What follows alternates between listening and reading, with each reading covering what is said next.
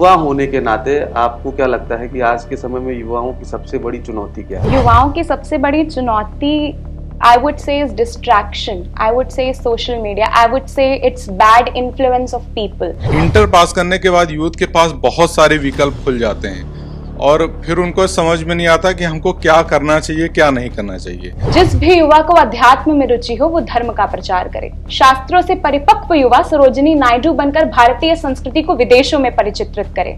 तकनीक जानने वाला युवा अब्दुल कलाम बने।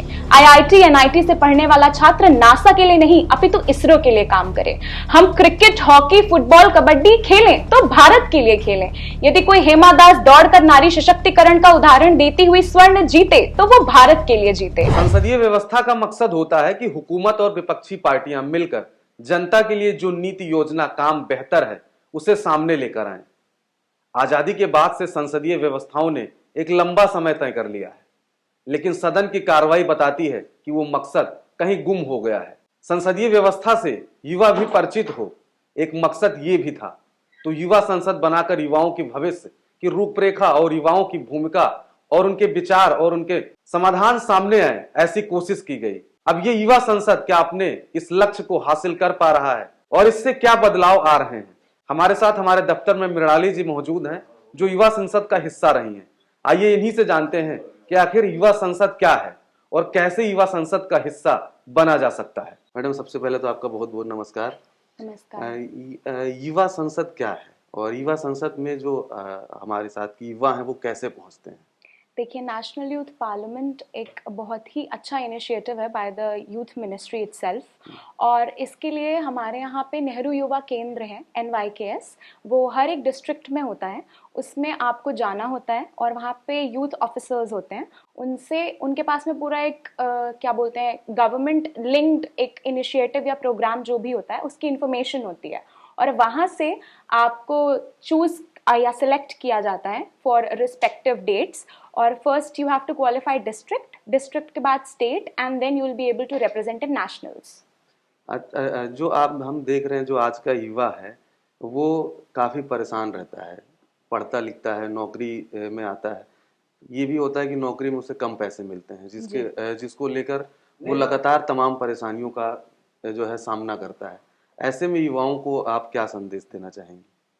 देखिए, जो प्रॉब्लम विद द यूथ है वो है सही मार्गदर्शन की, अकॉर्डिंग टू मी।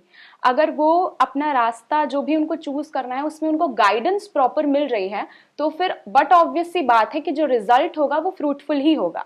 लेकिन अगर उनको जो गाइडिंग लाइट है वही नहीं सही मिल रही है तो बट ऑब्वियस सी बात है वो सोशल मीडिया के सो कॉल्ड बेसिक ट्रेंड से इन्फ्लुएंस होके कुछ ऐसे कामों में लिप्त हो जाएगा या कुछ ऐसी दिशा चूज कर लेगा जो आई डोंट बिलीव उसके लिए प्रॉफिटेबल होगी। So the basic thing is सही मार्गदर्शन। आज का जो युवा है वो किसी भी कार्यक्रम की जब शुरुआत होती है तो शुरुआत अंग्रेजी से करता है, लेकिन जब आप युवा संसद महोत्सव में पहुंची तो आपने अपने कार्यक्रम की शुरुआत संस्कृत भाषा से करी। क्या वजह रही उसकी?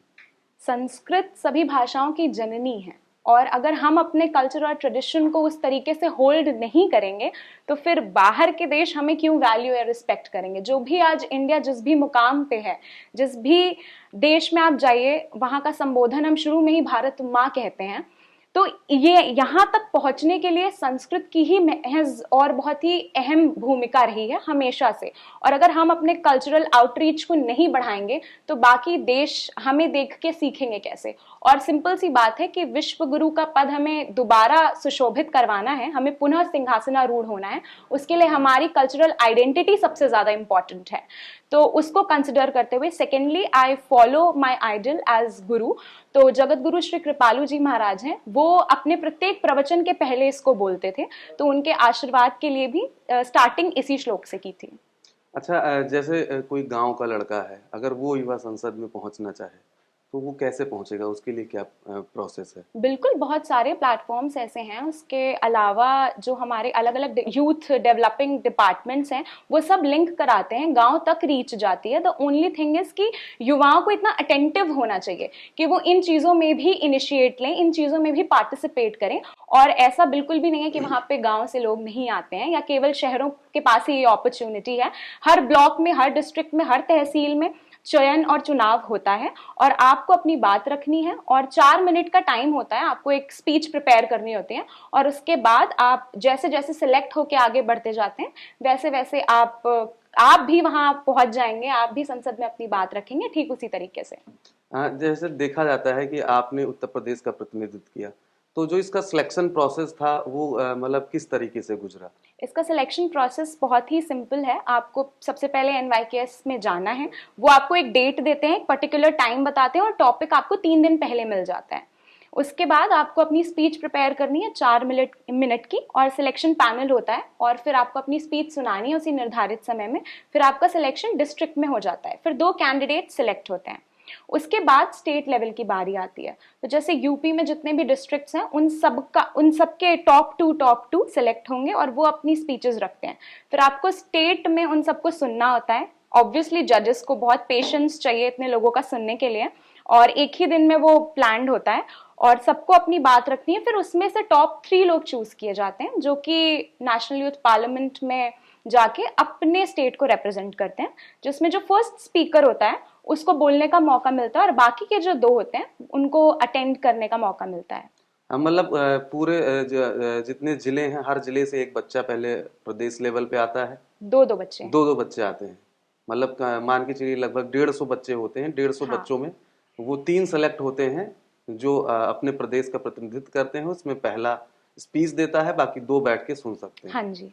अच्छा, युवा होने के नाते आपको क्या लगता है कि आज के समय में युवाओं की सबसे बड़ी चुनौती क्या है?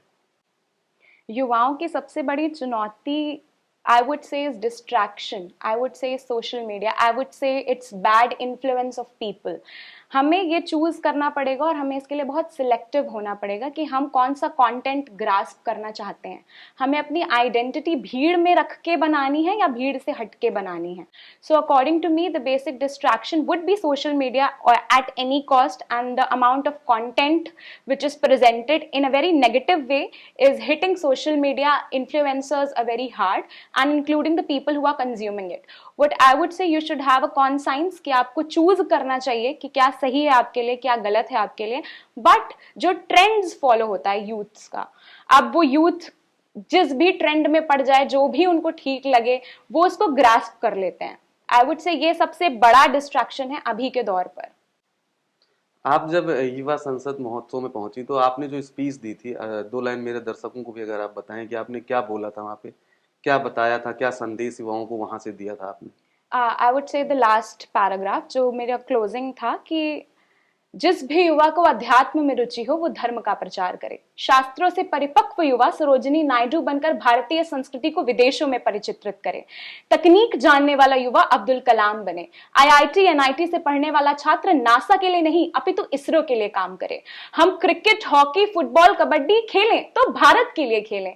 यदि कोई हेमा दास दौड़कर नारी सशक्तिकरण का उदाहरण देती हुई स्वर्ण जीते तो वो भारत के लिए जीते। हमारे गांव का युवा आगे आए और देश हित में नीरज चोपड़ा की तरह भाला फेंके। रचनाएं ऐसी रची जाएं कि साहित्य का नोबेल भारत को प्राप्त हो। हम शिष्टाचार यूं अपनाएं कि जापान से पहले भारत का नाम हो। इसके साथ एक बहुत ही प्यारी सी लाइन थी कि जो युवा दौड़ सकता है वो दौड़े, जो चल सकता है वो चले और जो रेंग सकता है वो रेंगे, परंतु अपने कर्तव्यों का निर्वहन अवश्य करे और सिंह की गर्जन की भांति नेतृत्व क्षमता के साथ। सिंह की गर्जन इसीलिए क्योंकि आपको तो पता है कि now India is already standing और अब हम सिर्फ मतलब एक डेवलपिंग या डेवलप्ड जोन से बाहर निकलने का प्रयास कर रहे हैं। सब हमें एज अ ग्लोबल और यूथ आइकॉन लीडर की तरह देखने लगा है, तो उसको और ज्यादा एम्पावर करने के लिए ये लास्ट में लाइन थी मेरी। अच्छा, उत्तर प्रदेश के मुख्यमंत्री योगी आदित्यनाथ के बारे में आपका क्या कहना है? जिस तरीके से वो महिला सशक्तिकरण को लेकर लगातार काम कर रहे हैं और जब वो कहते हैं कि अगर आपने किसी लड़की को छेड़ा तो अगले वाले चौराहे पे अमराज खड़ा मिलेगा, तो वो स्पीच उनकी कैसी लगती है आपको? वो स्पीच आई बिलीव सारी महिलाओं को ही बहुत एम्पावरिंग लगेगी। और रही बात मेरा उनको देखने की, तो a monk who literally change the aspect of a state deserves respect, no matter वो किस संप्रदाय से आते हैं, वो क्या फॉलो करते हैं या उनके पर्सनल बिलीव्स क्या हैं। हमें ये देखना है कि उन्होंने हमारे राज्य को क्या दिया। और सबसे मेन बात है सुरक्षा। अगर कोई हमारी सुरक्षा को सुनिश्चित कर रहा है तो I believe he deserves respect. instead of humility or anything as such. And सब बाकी जितने भी states हैं, everyone idealizes him और वो चाहते हैं कि उनका मुख्यमंत्री भी हमारे श्री आदित्य योगी नाथ जी जैसा हो. तो but obvious सी बात है कि वो एक बहुत ही उम्दा एग्जाम्पल है, and I truly support him. हमारे साथ और भी जो हमारे साथ काम करने वाले लोग हैं वो भी कुछ सवाल पूछना चाहते हैं. ये अमन जी हैं हमारे साथ, एक सवाल पूछेंगे आपसे. हेलो. आप नेहरू युवा केंद्र का आपने जिक्र किया कि उसके माध्यम से इस मुकाम तक कोई युवा पहुंच सकता है, लेकिन हमारी जब टीम पड़ताल करती है तो ग्राउंड पे तमाम ऐसे विभाग हैं जो अपने दायित्वों का निर्वहन सही से नहीं कर रहे हैं. उसमें टॉप लिस्ट पर आता है नेहरू युवा केंद्र. जो ब्लॉक स्तर पर नेहरू युवा केंद्र के समन्वयक बनाए जाते हैं वो अपनी जिम्मेदारियों का निर्वहन ठीक से नहीं करते हैं. ऐसा तमाम जगहों पर देखा गया है और अगर आप कहेंगी तो उसका डाटा भी हम आपको दे देंगे. तो ऐसे में कैसे संभव है कि एक गांव का लड़का इस मुकाम तक आसानी से पहुंच जाएगा? बहुत आभार, क्योंकि आपकी वजह से मेरे डीवाईओ का नाम एक्चुअली हाईलाइट होगा. तो मेरी इस जर्नी का पूरा क्रेडिट विकास सिंह सर का है. वो हमारे यहाँ लखनऊ के यूथ ऑफिसर हैं and I would really like to thank him for everything he has done for me. एक बहुत ही अच्छी बात होती है, या बोलूं कि बहुत ही बुरी भी बात है, कि जो आपको हमेशा आगे लेके जाता है वो हमेशा दब जाता है. तो आपकी वजह से मुझे ये मौका मिला कि मैं विकास सर का नाम ले पाऊं. और टू बी वेरी ऑनेस्ट, ऐसा मतलब मैं बोलूंगी कि 40 या 60 का रेशियो हो सकता है, क्योंकि आपके पास में एविडेंसेस और प्रूफ है, so I can't deny the fact. But to be very honest, अगर युवा जागृत है, सबसे मेन बात है कि हमें ही आगे आना पड़ता है. अगर आपके पास ये इन्फॉर्मेशन गई है, आप प्लीज जाएं अपने नेहरू युवा केंद्र पे और ये बात रखें. तब आपको ऐसा हो ही नहीं सकता कि वो लोग डिनाई कर दे कि नहीं ऐसा कुछ भी नहीं है. बिकॉज अल्टीमेटली गवर्नमेंट ये चाहती है कि युवा आगे बढ़े. वो ये दिखाना चाहती है कि हमारा नेशन कितना प्रोग्रेसिव है. और आई डोंट बिलीव कि कोई भी ऑफिसर आपको सामने से अपोज कर देगा. हाँ, ये हो सकता है कि ऑफिसर आपको खुद से रीच आउट ना करे, लेकिन आपकी ये रिस्पॉन्सिबिलिटी है कि आप खुद उनके पास जाएं, आप अपनी बात रखें. अगर वो आपकी बात नहीं सुन रहे हैं तो आपके पास में बहुत सारे ऐसे प्लेटफॉर्म्स हैं जहां आप उनकी शिकायत कर सकते हैं, और ये आपका मौलिक अधिकार है. अभी जैसे आपने मैम बताया कि गवर्नमेंट चाहती है कि युवाओं को रोजगार से जोड़ा जाए, बिल्कुल तमाम सारे जैसे योजनाएं चला रही है, लेकिन चाहे प्रदेश की सरकार हो चाहे केंद्र की सरकार हो, युवाओं को रोजगार देने के मामले में वो फेल रही है. चाहे 2 करोड़ नौकरी की आप बात कर लें, सरकार आने से पहले उनके जो उनका घोषणा पत्र था उसमें साफ तौर पे लिखा गया था कि हम हर युवा को रोजगार से जोड़ेंगे. ऐसे में जब युवाओं को रोजगार नहीं मिल रहा है तो उनका समय ज्यादातर सोशल मीडिया और मोबाइल और दुनिया भर की चीजों में जा रहा है. वो कहीं ना कहीं आज का जो युवा है वो भटकता हुआ दिखाई पड़ रहा है जी. उनको मुख्य धारा से जोड़ने के लिए सरकार ने योजनाएं तो बहुत बनाई, लेकिन धरातल पे वो कोई योजनाएं काम करती हुई नहीं दिखाई दे रही. देखिए, to be very honest, I would support this fact कि हाँ, आपकी ये बात ठीक है कि जहाँ पे बात आती है एम्प्लॉयमेंट की, वहां पे हम कहीं लैग कर रहे हैं. इसकी अकाउंटेबिलिटी किसकी है? गवर्नमेंट की. हमें अपना विद्रोह जो भी है, या हाँ, इसके साथ एक और समस्या निकल के आती है ब्रेन ड्रेन की, कि अगर हमारा जो टैलेंटेड यूथ है वो बाहर ना जाके हमारे देश में ही वो काम करे, उसी तरीके से करे, तो हमें नहीं लगता कि कोई भी एक प्रश्न चिन्ह खड़ा होगा कभी भी भारत पे. आपकी ये बात बिल्कुल ठीक है कि हमारे यहाँ यूथ में पोटेंशियल बहुत है. The only thing which they lack is platform. लेकिन वही बात है कि देर से ही सही अब चेंज आना शुरू हुआ है. अब वो जो चेंज आया है उसको हमें वेलकम करना चाहिए, ना कि बार बार रिटोरिएट कर देना चाहिए, है ना. हमें हमेशा पॉजिटिव एस्पेक्ट को लेके चलना है. देर से ही सही, लेकिन एक उम्मीद की किरण दिख रही है. I won't deny the fact कि हाँ, प्रोमिसेस बहुत होते हैं, but promises are not kept. जिस तरीके से उन प्रोमिस को हम बोलते हैं और लोगों के सामने रखते हैं.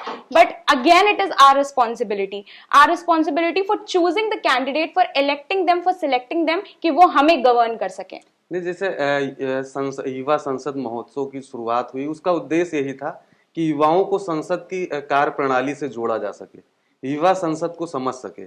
और आप उत्तर प्रदेश का प्रतिनिधित्व करने जो है संसद में पहुंची, तो क्या आपने युवाओं के रोजगार को लेकर भी 2 शब्द वहां बोले? देखिए, हम लोगों को एक विषय दे दिया जाता है कि आपको उसी विषय में अपनी बात रखनी है. तो उस विषय में मुझसे जितना हो सकता था वो मैंने प्रयास किया. लेकिन वहां particularly you are not suppose to answer the questions और put problems before them. But हाँ, if in case in future if I get this chance, I would definitely do so. हमारे साथ हमारे जो है एडिटर हैं आनंद मिश्रा जी, वो भी कुछ बात करना चाहते हैं, कुछ सवाल. नमस्ते मैम. आपने जैसे अभी कहा कि पूछा सर ने कि क्या आपने बेरोजगारी के सवाल पर आपने प्रश्न किया, आपने कहा कि आगे कभी मौका मिलेगा तो आप जरूर प्रश्न करेंगी। तो मेरा सवाल ये है कि आपने जैसे युवा संसद कार्यक्रम में भाग लिया है, तो क्या भविष्य में आप राजनीति में भी कदम रखेंगी? बिल्कुल, इसमें बुराई तो नहीं है कोई, और अगर ऐसी अपॉर्चुनिटी मिलती है, so I would definitely want to be the change, to get the change and to be the change what people aspire. लेकिन आज के दौर में जैसे मतलब यूथ जो भी पढ़ाई लिखाई करके निकल रहा है आगे, तो बहुत ही कम ऐसे युवा होंगे जो राजनीति में आना चाहेंगे। वो या तो आईटी सेक्टर में जाना चाहते हैं या तो मेडिकल के क्षेत्र में जाना चाहते हैं। तो आपको क्या लगता है कि यूथ सक्रिय राजनीति में एक करियर के तौर पर खुद को क्यों नहीं उभार कर आ रहा है सामने? क्योंकि पहले से एक मानसिकता बना दी गई है कि राजनीति गंदी है, राजनीति कीचड़ है, राजनीति में नहीं जाना चाहिए। हर फैमिली, कोई भी फैमिली ये नहीं चाहती है कि उसके घर से भगत सिंह निकले या उसके घर से रानी लक्ष्मीबाई निकले, ठीक है। दूसरों को देखने में बहुत ही ज्यादा फैसिनेटिंग और अच्छा लगता है, और हाँ, प्रोत्साहित भी करते हैं लोग कि अरे वाह, आगे बढ़िए आगे बढ़िए। लेकिन जब बात अपने घर की आती है तो फिर यही एक टैगलाइन मिल जाती है कि राजनीति is not for you, this politics doesn't belongs to you. क्यों? क्योंकि उनका एक ही चीज और एक ही वर्ड होता है कि गंदी है। तो मेरा नाम मृणाली है, मृणाली का अर्थ होता है कमल, और कमल कहाँ खिलता है? कीचड़ में। तो I would say that I would definitely love to go for it, and apart from that choosing it as a career option would be wonderful. क्योंकि बट ऑब्वियस सी बात है, भारत एक युवा देश है, हमें युवा नेतृत्व की आवश्यकता है, ना कि हमें एक इसको सब्जेक्टिफाई कर देना चाहिए कि नहीं, this is not for us. ये हमारा देश है, हमें इसे संभालना, और एक अपनत्व की भावना जब तक नहीं आएगी, हमें कलेक्टिव रिस्पॉन्सिबिलिटी होल्ड करना नहीं आएगा, तब तक सबके एक्सक्यूजेस यही रहेंगे। और थैंक यू ये प्रश्न आपने मुझसे पूछा, because I would definitely want to say कि अगर हम किसी चीज को पिन पॉइंट करते हैं ना कि ये खराब है, तो उसको सुधारने की भी जिम्मेदारी हमारी होती है। So I would definitely request whosoever listens this that you have to take this responsibility and step up. एक आखिरी सवाल मेरा है उन यूथ की तरफ से जो अभी हाल ही में बोर्ड एग्जाम के बाद आगे करियर चुनेंगे, जो हाई स्कूल पास कर रहे हैं, जो इंटर पास कर रहे हैं। तो हाई स्कूल के बाद तो फिर भी एक विकल्प होता है कि हाँ, इंटर में हमें ये स्ट्रीम लेनी है और ये करना है। इंटर पास करने के बाद यूथ के पास बहुत सारे विकल्प खुल जाते हैं और फिर उनको समझ में नहीं आता कि हमको क्या करना चाहिए, क्या नहीं करना चाहिए। तो आपने चूंकि यूथ संसद में भाग लिया है, आप यूथ पार्लियामेंट में भाग लिया है, एक अनुभव है आपके पास भी, तो आप उन युवाओं को क्या मतलब मैसेज देना चाहेंगी, क्या एडवाइस देना चाहेंगी कि जब इंटर के बाद आप स्ट्रीम चुने तो किन बातों का ध्यान रखें ताकि आपका करियर जो है उसी रास्ते पे आगे जाए? क्योंकि हम लोगों ने मतलब इस चीज को अनुभव किया कि हम इंटर के बाद करते कुछ और हैं और लास्ट में अगले 4-5 सालों बाद हम देखते हैं कि हम बने कुछ और थे, हमने किया कुछ और, पढ़ाई बने कुछ और। तो ऐसे में क्या आप उनको सलाह देना पसंद करेंगे? आई वुड डेफिनेटली से कि प्रायोरिटाइज योर एम। जो भी आपका लक्ष्य है उसकी प्राप्ति के लिए अगर आपको अलग अलग पाथ से होके जाना पड़े, इट्स कंप्लीटली फाइन, क्योंकि हम एक टारगेट, एक एम नहीं कर सकते हैं। तो अगर, लेकिन आपका जो एंड गोल है वो डिसाइडेड होना चाहिए। For example, I am also pursuing masters in psychology, but that doesn't mean that I don't like that field. I would definitely want to go to politics and continue with bureaucracy if possible, but that doesn't mean that I would pull back myself from getting into politics. So according to me, whatever gets through that way and gets you along that way, आपको वो definitely choose करना चाहिए। और कई लोग ये बोलते हैं कि peer pressure होता है या फिर parents want them to choose something different. So it's a very simple fact कि सारे पेरेंट्स चाहते हैं कि उनका बच्चा वेल सेटल्ड हो, पहले एक पाथ वो डिसाइड कर ले, and then they should pursue what they want to do.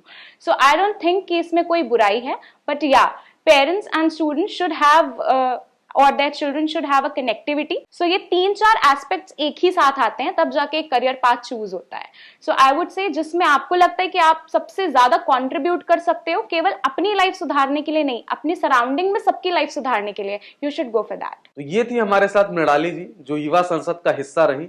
इनको देखकर जो आज के युवा हैं उनको प्रेरणा मिलेगी कि वो भी अपने आप को कैसे निखार कर युवा संसद तक पहुंच सकते हैं। संसदीय व्यवस्था का मकसद होता है कि हुकूमत और विपक्षी पार्टियां मिलकर जनता के लिए जो नीति योजना काम बेहतर है उसे सामने लेकर आएं। आजादी के बाद से संसदीय व्यवस्थाओं ने एक लंबा समय तय कर लिया है, लेकिन सदन की कार्रवाई बताती है कि वो मकसद कहीं गुम हो गया है। संसदीय व्यवस्था से युवा भी परिचित हो, एक मकसद ये भी था।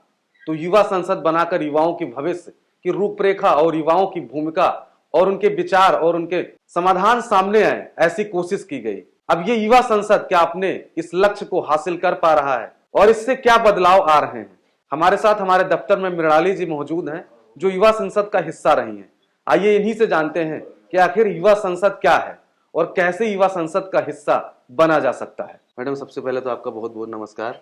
नमस्कार। युवा संसद क्या है और युवा संसद में जो हमारे साथ की युवा हैं वो कैसे पहुंचते हैं? देखिए, नेशनल यूथ पार्लियामेंट एक बहुत ही अच्छा इनिशिएटिव है by the youth ministry itself, और इसके लिए हमारे यहाँ पे नेहरू युवा केंद्र है NYKS, वो हर एक डिस्ट्रिक्ट में होता है। उसमें आपको जाना होता है और वहाँ पे यूथ ऑफिसर्स होते हैं, उनसे उनके पास में पूरा एक क्या बोलते हैं, गवर्नमेंट लिंक्ड एक इनिशिएटिव या प्रोग्राम जो भी होता है उसकी इन्फॉर्मेशन होती है, और वहाँ से आपको चूज या सिलेक्ट किया जाता है फॉर रिस्पेक्टिव डेट्स। और first you have to qualify district के बाद state, and then you will be able to represent in nationals. जो हम देख रहे हैं, जो आज का युवा है वो काफ़ी परेशान रहता है, पढ़ता लिखता है, नौकरी में आता है, ये भी होता है कि नौकरी में उसे कम पैसे मिलते हैं, जिसको लेकर वो लगातार तमाम परेशानियों का जो है सामना करता है। ऐसे में युवाओं को आप क्या संदेश देना चाहेंगे? देखिए, जो प्रॉब्लम विद द यूथ है वो है सही मार्गदर्शन की, अकॉर्डिंग टू मी। अगर वो अपना रास्ता जो भी उनको चूज करना है उसमें उनको गाइडेंस प्रॉपर मिल रही है तो फिर बट ऑब्वियस सी बात है कि जो रिजल्ट होगा वो फ्रूटफुल ही होगा। लेकिन अगर उनको जो गाइडिंग लाइट है वही नहीं सही मिल रही है तो बट ऑब्वियस सी बात है वो सोशल मीडिया के सो कॉल्ड बेसिक ट्रेंड से इन्फ्लुएंस होके कुछ ऐसे कामों में लिप्त हो जाएगा या कुछ ऐसी दिशा चूज कर लेगा जो आई डोंट बिलीव उसके लिए प्रॉफिटेबल होगी। So the basic thing is सही मार्गदर्शन। अच्छा, आज का जो युवा है वो किसी भी कार्यक्रम की जब शुरुआत होती है तो शुरुआत अंग्रेजी से करता है, लेकिन जब आप युवा संसद महोत्सव में पहुंची तो आपने अपने कार्यक्रम की शुरुआत संस्कृत भाषा से करी। क्या वजह रही उसकी? संस्कृत सभी भाषाओं की जननी है, और अगर हम अपने कल्चर और ट्रेडिशन को उस तरीके से होल्ड नहीं करेंगे तो फिर बाहर के देश हमें क्यों वैल्यू या रिस्पेक्ट करेंगे। जो भी आज इंडिया जिस भी मुकाम पे है, जिस भी देश में आप जाइए, वहाँ का संबोधन हम शुरू में ही भारत माँ कहते हैं। तो ये यहाँ तक पहुँचने के लिए संस्कृत की ही महज और बहुत ही अहम भूमिका रही है हमेशा से। और अगर हम अपने कल्चरल आउटरीच को नहीं बढ़ाएंगे तो बाकी देश हमें देख के सीखेंगे कैसे। और सिंपल सी बात है कि विश्व गुरु का पद हमें दोबारा सुशोभित करवाना है, हमें पुनः सिंहासनारूढ़ होना है, उसके लिए हमारी कल्चरल आइडेंटिटी सबसे ज्यादा इंपॉर्टेंट है। तो उसको कंसिडर करते हुए secondly I follow my idol as guru. तो जगत गुरु श्री कृपालु जी महाराज हैं, वो अपने प्रत्येक प्रवचन के पहले इसको बोलते थे, तो उनके आशीर्वाद के लिए भी स्टार्टिंग इसी श्लोक से की थी। अच्छा, जैसे कोई गांव का लड़का है, अगर वो युवा संसद में पहुंचना चाहे तो वो कैसे पहुंचेगा? उसके लिए क्या प्रोसेस है? बिल्कुल, बहुत सारे प्लेटफॉर्म्स ऐसे हैं। उसके अलावा जो हमारे अलग अलग यूथ डेवलपिंग डिपार्टमेंट्स हैं वो सब लिंक कराते हैं, गांव तक रीच जाती है। द ओनली थिंग इज कि युवाओं को इतना अटेंटिव होना चाहिए कि वो इन चीज़ों में भी इनिशिएट लें, इन चीज़ों में भी पार्टिसिपेट करें। और ऐसा बिल्कुल भी नहीं है कि वहाँ पे गाँव से लोग नहीं आते हैं या केवल शहरों के पास ही ये अपॉर्चुनिटी है। हर ब्लॉक में, हर डिस्ट्रिक्ट में, हर तहसील में चयन और चुनाव होता है और आपको अपनी बात रखनी है और 4 मिनट का टाइम होता है। आपको एक स्पीच प्रिपेयर करनी होती है और उसके बाद आप जैसे जैसे सिलेक्ट होके आगे बढ़ते जाते हैं वैसे वैसे आप भी वहां पहुंच जाएंगे, आप भी संसद में अपनी बात रखेंगे ठीक उसी तरीके से। जैसे देखा जाता है कि आपने उत्तर प्रदेश का प्रतिनिधित्व किया, तो जो इसका सिलेक्शन प्रोसेस था वो मतलब किस तरीके से गुजरा? इसका सिलेक्शन प्रोसेस बहुत ही सिंपल है। आपको सबसे पहले NYKS में जाना है, वो आपको एक डेट देते हैं, एक पर्टिकुलर टाइम बताते हैं और टॉपिक आपको 3 दिन पहले मिल जाता है। उसके बाद आपको अपनी स्पीच प्रिपेयर करनी है 4 मिनट की, और सिलेक्शन पैनल होता है और फिर आपको अपनी स्पीच सुनानी है उसी निर्धारित समय में। फिर आपका सिलेक्शन डिस्ट्रिक्ट में हो जाता है, फिर 2 कैंडिडेट सिलेक्ट होते हैं। उसके बाद स्टेट लेवल की बारी आती है। तो जैसे यूपी में जितने भी डिस्ट्रिक्ट्स हैं उन सबके टॉप टू सिलेक्ट होंगे और वो अपनी स्पीचेस रखते हैं। फिर आपको स्टेट में उन सबको सुनना होता है। ऑब्वियसली जजेस को बहुत पेशेंस चाहिए इतने लोगों का सुनने के लिए, और एक ही दिन में वो प्लान्ड होता है और सबको अपनी बात रखनी है। फिर उसमें से टॉप 3 लोग चूज किए जाते हैं जो कि नेशनल यूथ पार्लियामेंट में जाके अपने स्टेट को रिप्रेजेंट करते हैं, जिसमें जो फर्स्ट स्पीकर होता है उसको बोलने का मौका मिलता है और बाकी के जो 2 होते हैं उनको अटेंड करने का मौका मिलता है। मतलब पूरे जितने जिले हैं, हर जिले से एक बच्चा पहले प्रदेश लेवल पे आता है। दो दो बच्चे हैं। दो बच्चे आते हैं, मतलब मान के चलिए लगभग 150 बच्चे होते हैं। 150 हाँ। बच्चों में वो 3 सेलेक्ट होते हैं जो अपने प्रदेश का प्रतिनिधित्व करते हैं। उसमें पहला स्पीच देता है, बाकी 2 बैठ के सुन सकते हैं। हाँ जी। अच्छा, युवा होने के नाते आपको क्या लगता है कि आज के समय में युवाओं की सबसे बड़ी चुनौती क्या है? युवाओं की सबसे बड़ी चुनौती I would say is distraction. I would say social media. I would say it's bad influence of people. हमें ये चूज करना पड़ेगा और हमें इसके लिए बहुत सिलेक्टिव होना पड़ेगा कि हम कौन सा कंटेंट ग्रास्प करना चाहते हैं। हमें अपनी आइडेंटिटी भीड़ में रख के बनानी है या भीड़ से हट के बनानी है। So according to me the basic distraction would be social media at any cost, and the amount of content which is presented in a very negative way is hitting social media influencers a very hard, and including the people who are consuming it. What I would say, you should have a conscience कि आपको choose करना चाहिए कि क्या सही है आपके लिए, क्या गलत है आपके लिए।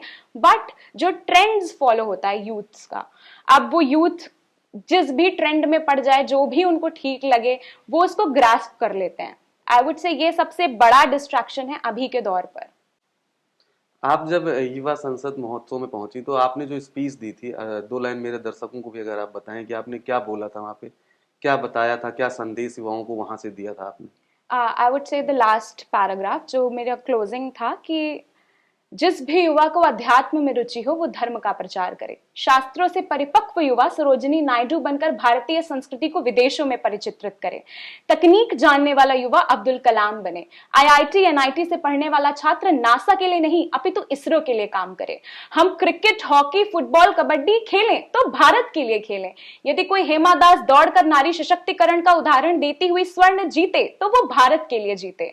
हमारे गांव का युवा आगे आए और देश हित में नीरज चोपड़ा की तरह भाला फेंके। रचनाएं ऐसी रची जाएं कि साहित्य का नोबेल भारत को प्राप्त हो।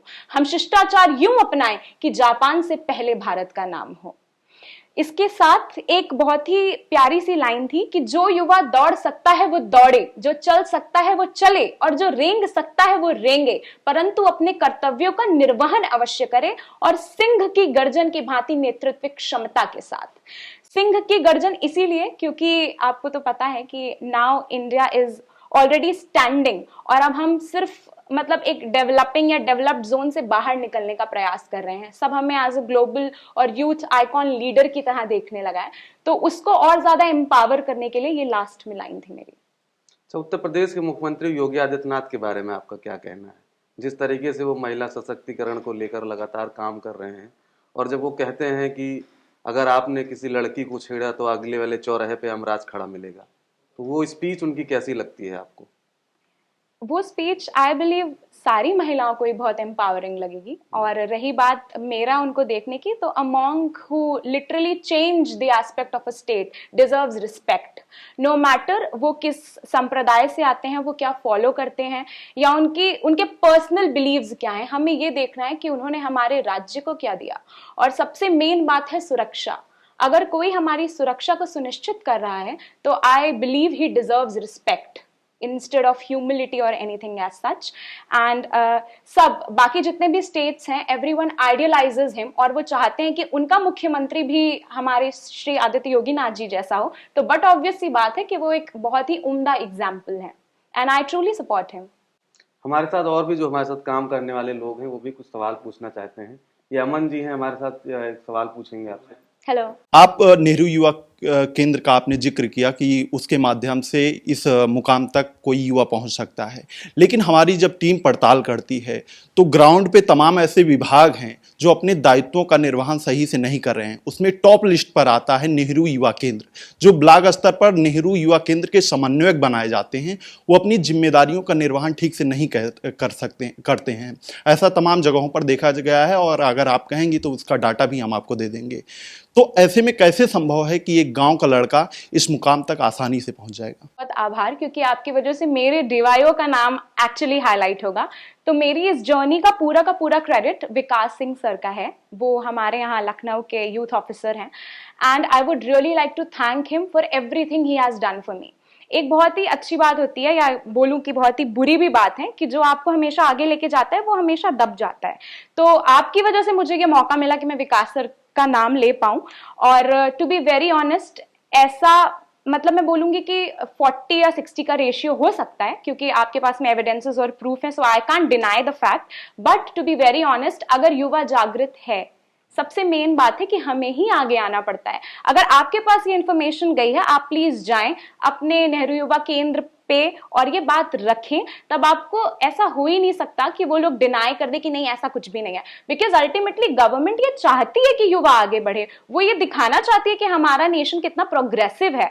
और आई डोंट बिलीव कि कोई भी ऑफिसर आपको सामने से अपोज कर देगा। हाँ, ये हो सकता है कि ऑफिसर आपको खुद से रीच आउट ना करे, लेकिन आपकी ये रिस्पॉन्सिबिलिटी है कि आप खुद उनके पास जाएं, आप अपनी बात रखें। अगर वो आपकी बात नहीं सुन रहे हैं तो आपके पास में बहुत सारे ऐसे प्लेटफॉर्म्स हैं जहां आप उनकी शिकायत कर सकते हैं, और ये आपका मौलिक अधिकार है। अभी जैसे आपने मैम बताया कि गवर्नमेंट चाहती है कि युवाओं को रोजगार से जोड़ा जाए, बिल्कुल। तमाम सारे ऐसे योजनाएं चला रही है, लेकिन चाहे प्रदेश की सरकार हो चाहे केंद्र की सरकार हो, युवाओं को रोजगार देने के मामले में वो फेल रही है। चाहे 2 करोड़ नौकरी की आप बात कर लें, सरकार आने से पहले उनके जो उनका घोषणा पत्र था उसमें साफ तौर पे लिखा गया था कि हम हर युवा को रोजगार से जोड़ेंगे। ऐसे में जब युवाओं को रोजगार नहीं मिल रहा है तो उनका समय ज्यादातर सोशल मीडिया और मोबाइल और दुनिया भर की चीजों में जा रहा है। वो कहीं ना कहीं आज का जो युवा है वो भटकता हुआ दिखाई पड़ रहा है जी।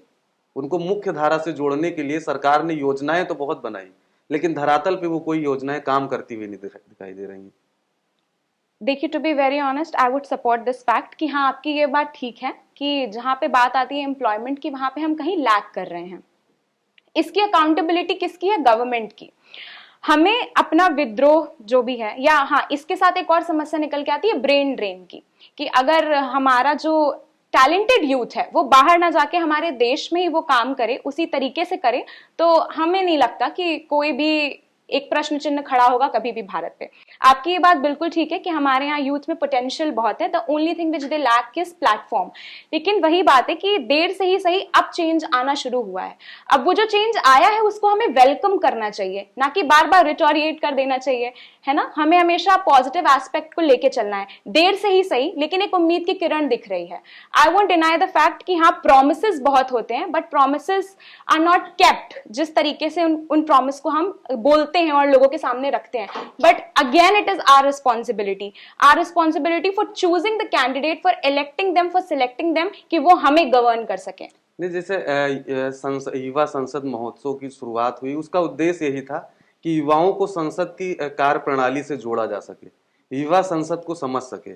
और आप उत्तर प्रदेश का प्रतिनिधित्व करने जो है संसद में पहुंची, तो क्या आपने युवाओं के रोजगार को लेकर भी 2 शब्द वहां बोले? देखिए, हम लोगों को एक विषय दे दिया जाता है कि आपको उसी विषय में अपनी बात रखनी है, तो उस विषय में मुझसे जितना हो सकता था वो मैंने प्रयास किया। लेकिन वहां particularly you are not suppose to answer the questions और put problems before them. But हाँ, if in case in future if I get this chance, I would definitely do so. हमारे साथ हमारे जो है एडिटर हैं आनंद मिश्रा जी, वो भी कुछ बात करना चाहते हैं, कुछ सवाल। नमस्ते मैम। आपने जैसे अभी कहा कि पूछा सर ने कि क्या आपने बेरोजगारी के सवाल पर आपने प्रश्न किया, आपने कहा कि आगे कभी मौका मिलेगा तो आप जरूर प्रश्न करेंगी। तो मेरा सवाल ये है कि आपने जैसे युवा संसद कार्यक्रम में भाग लिया है, तो क्या भविष्य में आप राजनीति में भी कदम रखेंगी? बिल्कुल, इसमें बुराई तो नहीं है कोई, और अगर ऐसी अपॉर्चुनिटी मिलती है, so I would definitely want to be the change, to get the change and to be the change what people aspire. लेकिन आज के दौर में जैसे मतलब यूथ जो भी पढ़ाई लिखाई करके निकल रहा है आगे, तो बहुत ही कम ऐसे युवा होंगे जो राजनीति में आना चाहेंगे। वो या तो आईटी सेक्टर में जाना चाहते हैं या तो मेडिकल के क्षेत्र में जाना चाहते हैं।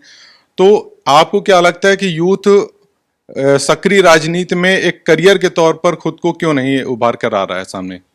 क्योंकि पहले से एक मानसिकता बना दी गई है कि राजनीति गंदी है, राजनीति कीचड़ है, राजनीति में नहीं जाना चाहिए। हर फैमिली, कोई भी फैमिली ये नहीं चाहती है कि उसके घर से भगत सिंह निकले या उसके घर से रानी लक्ष्मीबाई निकले, ठीक है। दूसरों को देखने में बहुत ही ज्यादा फैसिनेटिंग और अच्छा लगता है, और हाँ, प्रोत्साहित भी करते हैं लोग कि अरे वाह, आगे बढ़िए आगे बढ़िए। लेकिन जब बात अपने घर की आती है तो फिर यही एक टैगलाइन मिल जाती है कि राजनीति is not for you, this politics doesn't belongs to you. क्यों? क्योंकि उनका एक ही चीज और एक ही वर्ड होता है कि गंदी है। तो मेरा नाम मृणाली है, मृणाली का अर्थ होता है कमल, और कमल कहाँ खिलता है? कीचड़ में। तो I would say that I would definitely love to go for it, and apart from that choosing it as a career option would be wonderful, क्योंकि बट ऑब्वियस सी बात है, भारत एक युवा देश है, हमें युवा नेतृत्व की आवश्यकता है, ना कि हमें एक इसको सब्जेक्टिफाई कर देना चाहिए कि नहीं this is not for us. ये हमारा देश है, हमें इसे संभालना, और एक अपनत्व की भावना जब तक नहीं आएगी, हमें कलेक्टिव रिस्पॉन्सिबिलिटी होल्ड करना नहीं आएगा, तब तक सबके एक्सक्यूजेज यही रहेंगे। और थैंक यू ये प्रश्न आपने मुझसे पूछा, because I would definitely want to say कि अगर हम किसी चीज को पिन पॉइंट करते हैं ना कि ये खराब है, तो उसको सुधारने की भी जिम्मेदारी हमारी होती है।